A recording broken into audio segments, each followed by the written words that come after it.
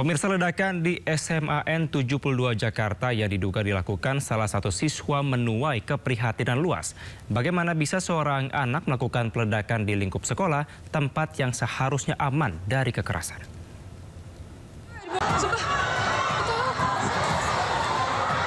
Ledakan di SMA 72 Jakarta kembali membuka fakta laten yang kerap terabaikan. Sekolah belum bisa memberikan siswa ruang aman dari tindak kekerasan. Dalam kasus ledakan di SMA 72, polisi menyebut terduga pelaku merupakan salah satu siswa di sekolah tersebut. Perundungan atau bullying yang terabaikan dan terlambat ditangani diduga menjadi titik awal aksi nekat pelaku. Sekaligus betapa terlambatnya kita menangani situasi bullying. Akibatnya adalah korban bullying atau korban perundungan yang telah menderita sekian lama tidak menemukan telinga yang siap untuk mendengarkan masalahnya, tidak menemukan tangan yang bisa membantu mencari solusi atas persoalannya, kemudian memutuskan untuk menyelesaikan masalahnya dengan cara-cara kekerasan. Selain tindak perundungan yang kerap terabaikan, anak juga rentan terpapar kekerasan dari berbagai video hingga game online. Pemerintah pun turun tangan. Dalam rapat terbatas Jumat pekan lalu, Presiden mempertimbangkan untuk membatasi game online yang mengandung kekerasan. PUBG gitu, misalnya contoh itu kan di situ juga mungkin kita berpikirnya mungkin ada pembatasan-pembatasan ya, karena di situ kan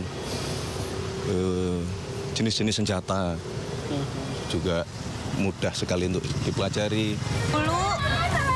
Zaman aja, kasihan ya. Dari Jakarta, Tim Liputan iNews melaporkan.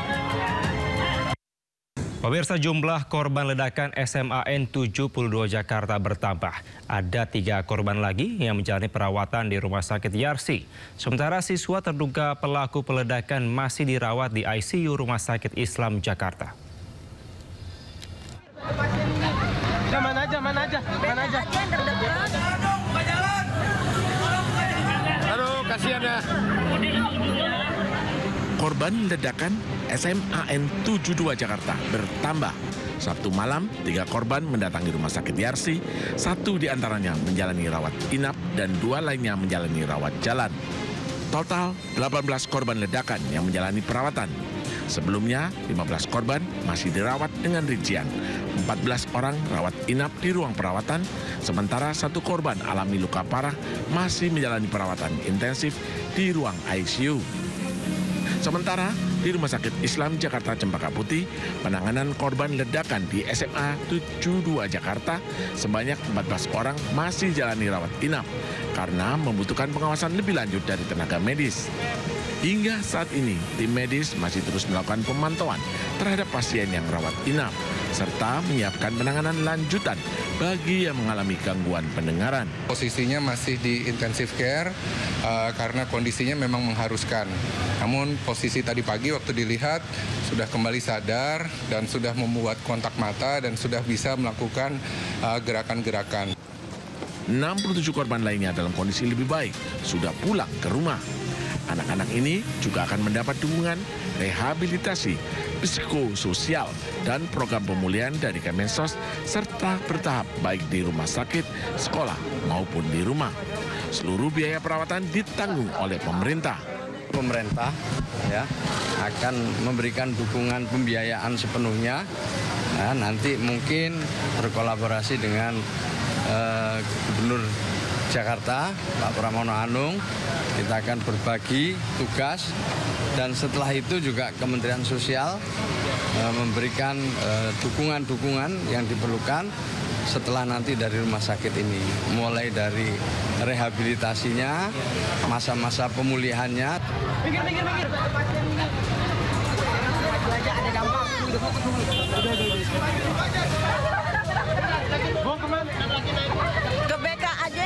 Sebelumnya, puluhan orang terluka akibat ledakan yang terjadi di Masjid SMA Negeri 72 Kelapa Gading, Jakarta Utara, Jumat siang. Ledakan terjadi saat sedang digelar salat Jumat. Para korban ledakan langsung dibawa ke rumah sakit.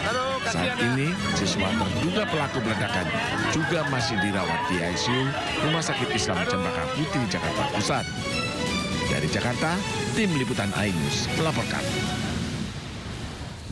Sementara Wakil Gubernur Jakarta Rano Karno menyampaikan seluruh biaya korban ledakan akan ditanggung oleh Pemprov DKI Jakarta. Selain itu, ia menyampaikan Pemprov DKI akan evaluasi menyeluruh terhadap standar keamanan di sekolah. Kami menyampaikan rasa prihatin dan empati yang mendalam kepada para siswa, guru, serta keluarga yang terdampak insiden ledakan di SMA Negeri 72 Jakarta kemarin. Atas nama pemerintah Provinsi DKI Jakarta, kami mendoakan agar seluruh korban dapat segera pulih dan insya Allah kembali beraktivitas seperti sedia kala. Saya juga ingin menyampaikan apresiasi kepada pihak rumah sakit yang telah memberikan penanganan begitu cepat dan terbaik bagi para korban. Kami memastikan seluruh korban mendapat perawatan yang optimal. Biaya perawatan korban menjadi perhatian penuh Pemprov DKI Jakarta. Selain itu, asesmen pendampingan psikologi bagi siswa dan tenaga pendidik yang terdampak juga telah turun langsung menangani hal ini.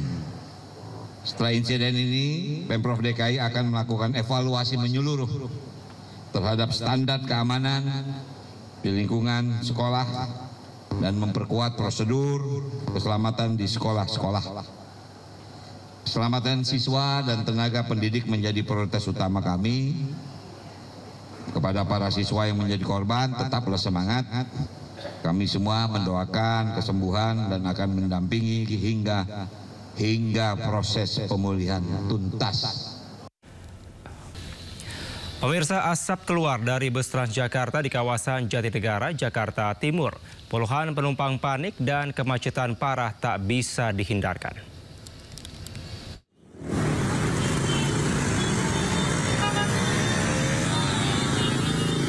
Bus Transjakarta jurusan Terminal Bekasi Duku Atas yang tengah membawa 40 penumpang ini tiba-tiba mengeluarkan asap tebal saat turun dari tol Becakayu di kawasan Jatinegara, Jakarta Timur. Tebalnya kepulan asap membuat kepanikan penumpang hingga berdesakan untuk keluar dari dalam bus. Beruntung tak ada korban jiwa akibat kejadian ini setelah seluruh penumpang bisa dievakuasi keluar bus. Sementara itu, petugas Transjakarta segera melakukan pengamanan di sekitar lokasi. Namun belum diketahui penyebab kebakaran dan akibat dari kejadian ini, arus lalu lintas di sekitar lokasi sempat alami kepadatan.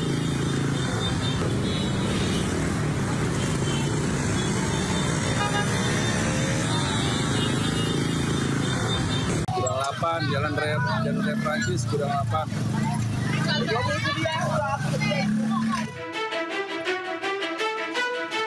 Sebuah gudang penyimpanan perabotan rumah tangga di kawasan Kosambi, Kabupaten Tangerang, Banten, ludes terbakar Minggu pagi.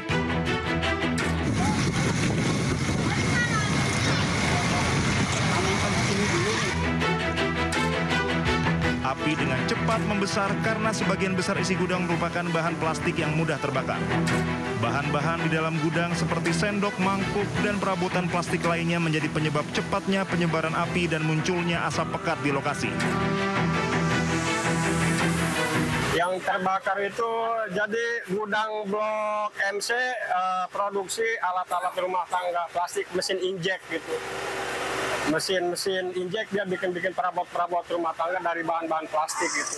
Tadi kalau nggak salah itu kejadiannya jam setengah 10-an, jam setengah 10 kurang lebih jam setengah 10 gitu. Tim pemadam segera meluncur ke lokasi mengerahkan 50 personel dan membawa 10 mobil pemadam. Petugas berhasil mencegah api merembet ke bangunan lain meskipun sempat mengalami kendala karena sumber air yang cukup jauh dari lokasi. Untuk kendala sumber air, Pak, agak terlalu jauh, jadi nanti akan kami buat sistem statis, jadi tidak putus sumber air. Bang, selain gudang ini, apakah ada gudang yang lain, Bang, yang merembet? Alhamdulillah terbackup, terputus dengan kami, jadi hanya satu gudang aja. Tidak ada korban jiwa maupun luka-luka dalam kejadian ini. Penyebab kebakaran masih dalam penyelidikan pihak kepolisian. Dari Tangerang, Banten, Hasnugara Anyus melaporkan.